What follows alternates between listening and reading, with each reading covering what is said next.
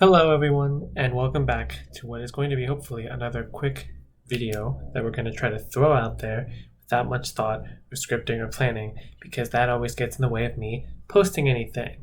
If you couldn't tell by now, I am a Star Wars fan. Regrettably so, I know. Star Wars is a franchise that as a whole is very, very frustrating because it doesn't exactly have the most positive legacy around.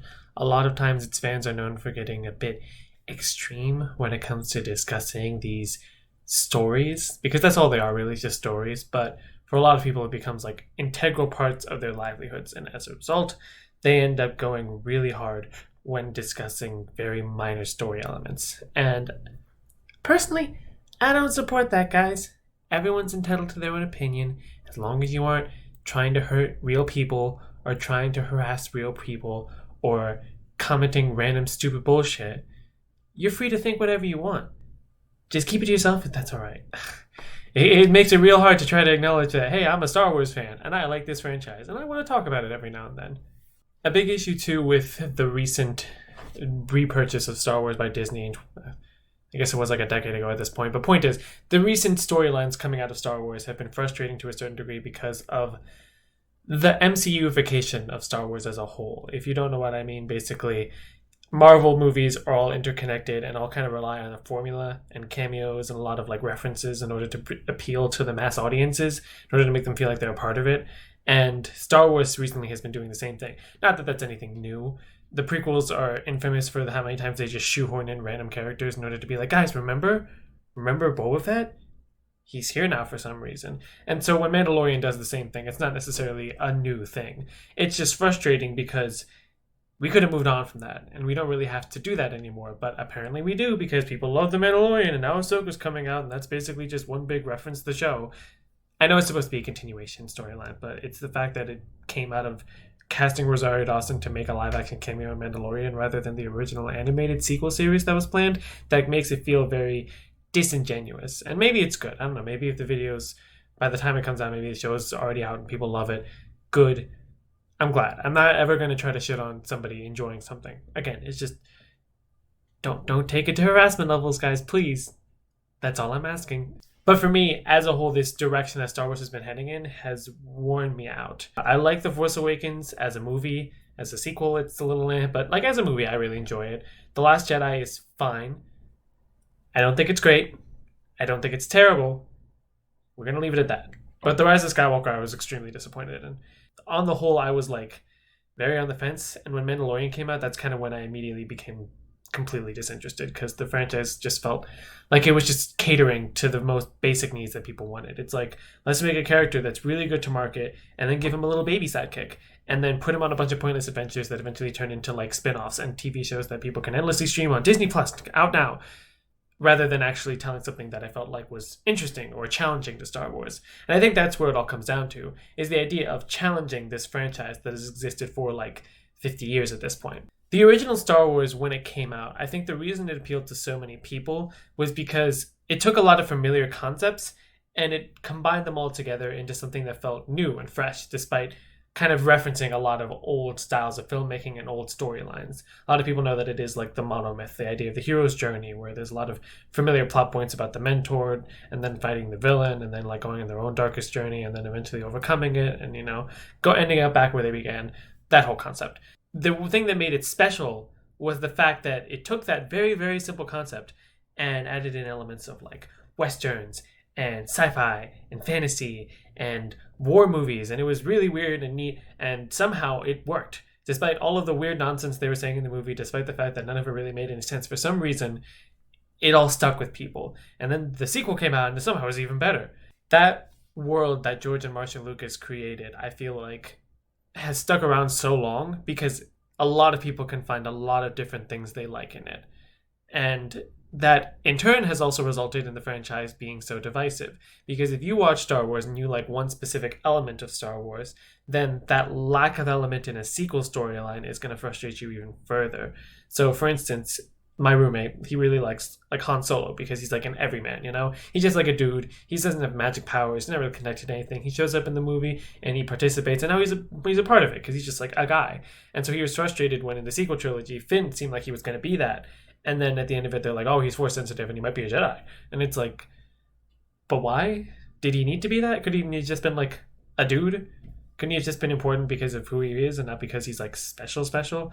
But if you're J.J. Abrams or whoever, and you're writing the story and you like that element, you like the idea that, oh, the force called out to him and helped him realize like the good in the world or whatever, then that's what you're going to run a write about, because maybe you like those elements a little bit more. And similarly, if you're like Dave Filoni or Jon Favreau and you really like Western cowboy and you throw in Mando because you're like, that's what we like about it, then by all means, that's what you like. And you're allowed to make that. The problem with the Star Wars continuity is the same issue that the MCU has, which is that there isn't really room for alternate interpretations, because it's all kind of one connective storyline. And because everything is canon now, nothing really feels cohesive. You watch one thing and it doesn't really feel like it meshes 100% with something else, because they're so like on different ends of what the creators intended. And that doesn't necessarily have to be a bad thing. I think that if the franchise was all one note, one across the board, one filmmaker, it would feel very stale very quickly. I think that's why the prequels in a lot of ways didn't work, is because George Lucas's sole vision was not exactly a nuanced or balanced vision. But when you have literal lore points that are like, this character shows up here, and then this character shows up here in this story, and now they're in this story, but it's all being told by different creators, it makes it kind of feel disjointed. And you're like, okay, is this even the same character that we're watching anymore? Or is it just like a selling point? Is it just something that's supposed to be marketable? It's like, hey, here's character you know. I think that for a lot of people is what happened to Boba Fett. Originally, he's just like meant to be a plot point, essentially. He's meant to serve as the story, and he's meant to be interesting and intimidating in the background. And now he's here and he's like, I want peace. And you're like, okay, why? And some people like that, and that's fine. But point is that when people had complaints, it was because of that interconnected story and it going in a different direction than what they expected it to. And now that's Boba Fett's story, and there's nothing else you can do about it. There's no way to change anything. This is Star Wars. Unless you're Star Wars Visions. Star Wars Visions for me was what I've been wanting out of Star Wars for a while. Not necessarily like story-wise, because, you know, everybody has their own fan interpretation of how I wish the sequels were written or how I wish the prequels were written. I know I have that. But for Visions, it felt like it was an exploration in the genres in a way that didn't necessarily hurt anything. It was completely harmless because none of it is canon per se. All of it is its own individual little universe. If you aren't entirely sure what Visions is, maybe you've heard about it, maybe you forgot about it. Basically, season 1 was originally this project where there were several episodes, all animated by different animation studios, all in Japan, all based off of different areas or different sectors of anime in Japan. Some of them reference more classic samurai stories, some of them were a lot more like sci-fi, some of them were things like Astro Boy. On the whole, I thought it was a very cute concept, and I really liked the way that it like explored different animation styles and the way that it really challenged Star Wars as a whole. And then season 2 came out, and it took me forever to watch it, but when I did watch it, it was really, really good. I love Star Wars Vision Season 2, because this season, instead of just specifically focusing on Japanese animation, it focuses on animation studios from all over the world. And as a result, one second you get Studio Aardman making their goofy little funny claymation thing, and then the next second you have this studio from Spain that's making this really cool like artsy like paint storyline with Sith, and then you have another storyline made by the guys that made The Breadwinner and Song of the Sea that's like this cool little like ghost story, but then it's like she's a Sith, and it's like, oh my gosh, this is so weird.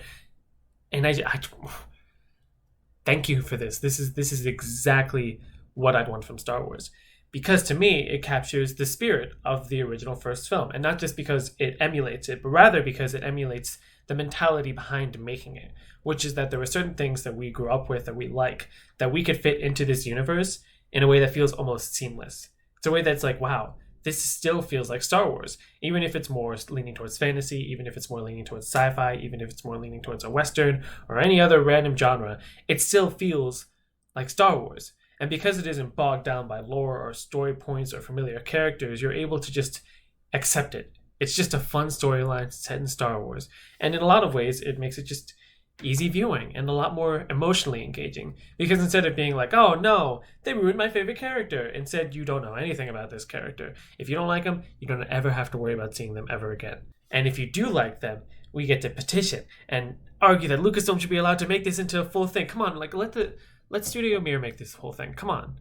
It's the guys who made Avatar: The Last Airbender and Legend of Korra. I mean, I don't love Legend of Korra, but point is, they deserve it, goddammit. But my own personal wants aside, I do think that this series as a whole is what, to me, Star Wars is best at. It's creating based off of a community and creating based off of experiences from artists all over the world. And I love that because art is something that is reflective on our experiences with each other. It's something that we build from our emotions and build with our interactions and the way that we talk to people and the way we communicate with other cultures, and seeing that sort of accumulate onto this big ball of wild different storytelling is just, I probably sound crazy, but it's really cool. So all in all, that's why you should go watch Visions. That's really all I got. I just wanted to gush about the show for a little bit and just talk about how neat it is. I don't necessarily have a real selling point to this video outside of just, hey, this thing is cool, by the way. These are my thoughts on this thing. Thumbs up. Hopefully that is something that makes you want to watch it, because I would love to see more from the show. I know, again, I'm months late to the party, so I probably am not helping with showing Disney that they should continue making this series, but regardless, I just wanted to talk about it for a second because it made me really happy. And it made me enjoy Star Wars, which is new because I haven't enjoyed Star Wars since I watched Tales of the Jedi. That was okay. I enjoyed that. But otherwise, it's been a very dry spell despite how much content has come out. And not all of it I've experienced, but from what I have, it's been a little underwhelming. But as always, you are allowed to believe what you want. The point of this channel is that I'm just here talking about my personal opinions on things, not trying to be any more intellectual or objective or whatever about anything than anybody else. So hopefully you respect my opinion as I will respect yours within reason. Again, please guys, I'm asking you, just no harassment. No harassment. It's not necessary. There is no part of having an opinion that requires that you harass another human being. That's not necessary. Can you guys just please stop doing? Thanks for watching. Have a good day. Evening? I don't know how to exit videos. Watch more stuff. Subscribe. Do the things on YouTube. Bye.